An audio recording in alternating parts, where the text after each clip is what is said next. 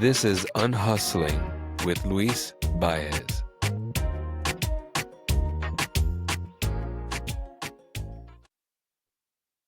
There's this sound that I'll never forget. That slow, steady beeping from the monitor in the emergency room. The kind that reminds you your body's still working, even when you stop showing up for it. I remember staring at that white ceiling, IVs in both arms, thinking, this shit is not worth it, yo. And that was the first honest thought I'd had in months, because the truth is, I had been running on fumes, literally.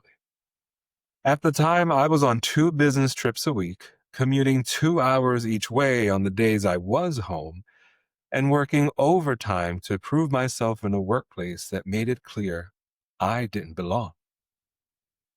You know that kind of workplace, where the smiles feel rehearsed, where every meeting feels like a performance review, where you're constantly over preparing just to be seen as competent enough. I woke up one morning so tired, so dehydrated, I couldn't tell if I was anxious or dying. My partner at the time took one look at me and said, "Nah, we're not doing this. You're calling your doctor." 3 minutes into that appointment, the doctor looked at me dead in the eye and said, "Luis, I need you to leave my office right now and go straight to the ER." That's how close I was to completely shutting down. My body had been whispering for months, but I didn't listen until it started screaming. Now, I wasn't raised to slow down. I'm from the Bronx. I grew up in poverty in the 80s and 90s, crack epidemic, AIDS crisis. The city was burning, and we were just trying to survive it. In that world, you learned early that a closed mouth doesn't get fed. No one's coming to save you. You work as soon as you're old enough to clock in. You show up early because early is on time and on time is late. That work ethic kept me alive. But over time, it also kept me from living. I carried that same energy into corporate America, especially as a gay Puerto Rican man in spaces that were never built with me in mind. Being different in those rooms made me dangerous by default. At least that's how they treated me. So I overperformed. I smiled when I wanted to scream. I hit my numbers twice over because I knew if I ever slipped, even once, I'd be the first person to get chopped. And that does something to your nervous system, to always feel like you're one breath away from being disposable. That's not ambition. That's survival. But here's the thing about overperformance. When you're wired like that, when you show up like that, people notice. That hustle got me recruited to LinkedIn, then Google, then Uber, then Tesla. I became known for driving results. My work impacted over $500 million in revenue across those companies. On paper, I had made it, but inside, I was collapsing. I had mentors who modeled both sides of it. One of my early sales VPs used to say, if you're not exhausted, you're not doing enough.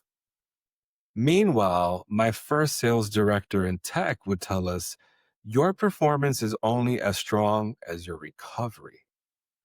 At the time, I didn't get it. I thought rest was for the privileged, for people who had already made it.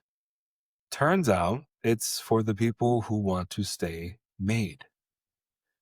After that trip to the ER, I had to rebuild my life from the inside out. Therapy became my new standing meeting.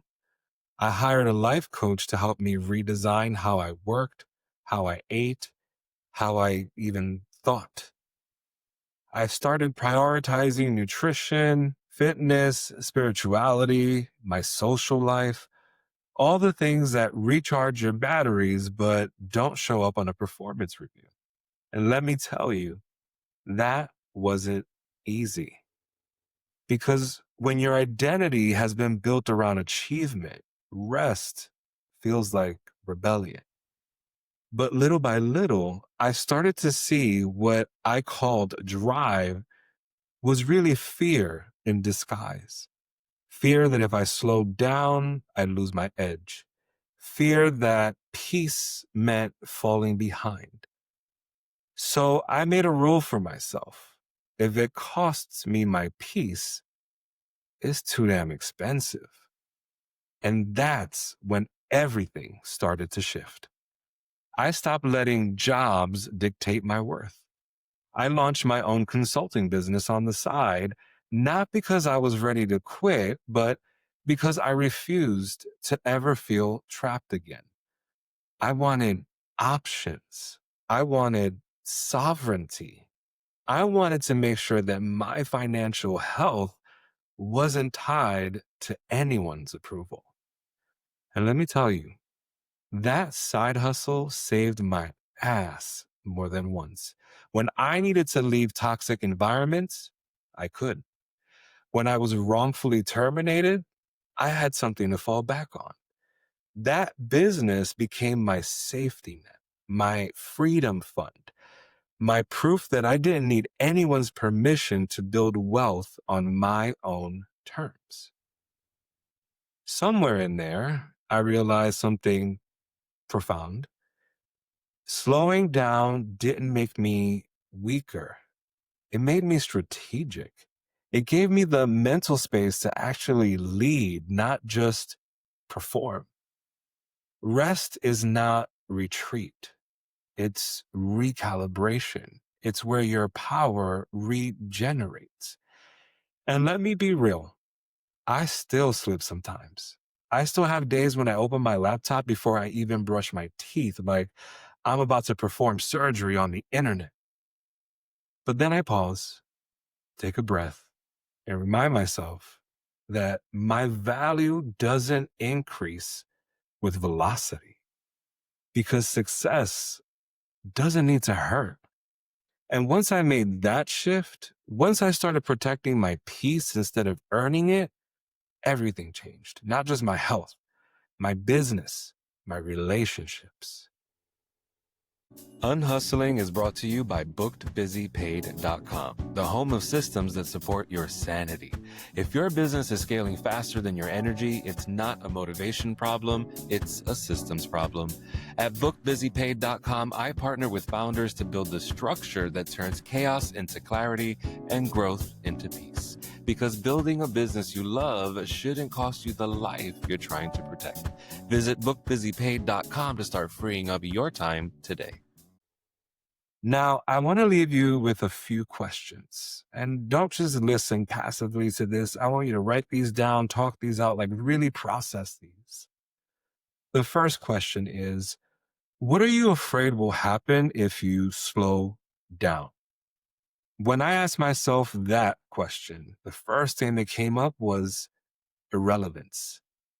I was afraid that if I wasn't posting, performing, producing, I'd disappear out of sight, out of mind.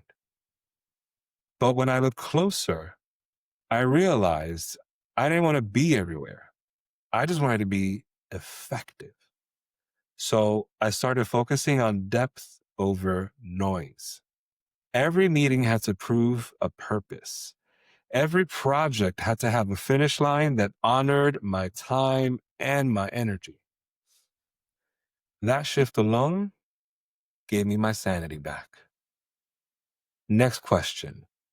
What are you losing by refusing to rest?